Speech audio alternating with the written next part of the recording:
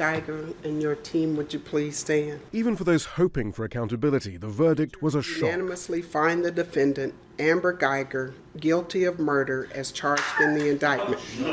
One of the attorneys for the family explained why there were sharp intakes of breath when the verdict was announced.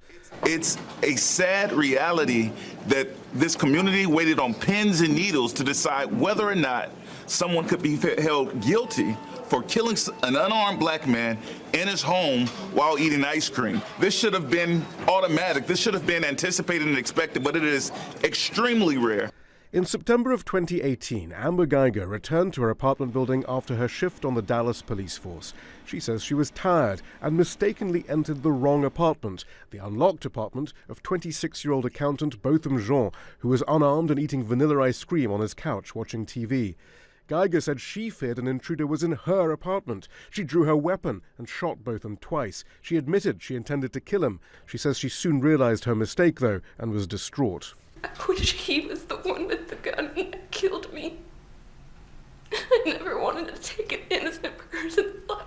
Controversially, the judge allowed her lawyers to introduce the castle doctrine, the idea that a person's home is a person's castle, and therefore someone has a right to use lethal force in its defense. A wonderful human being has lost his life, but the evidence shows it's just a tragedy, a horrible, horrible tragedy.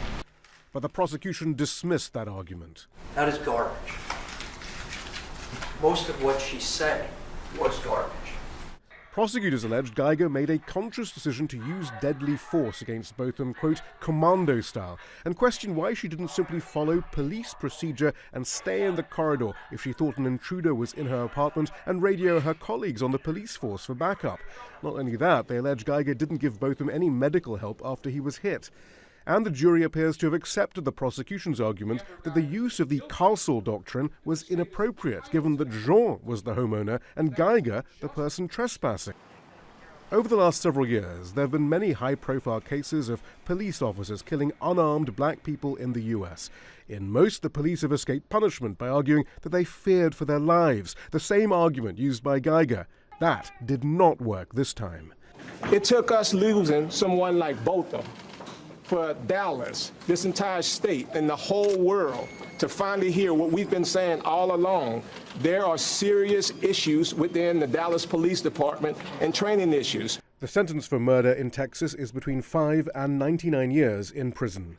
Shihab, Rattansi, Al Jazeera.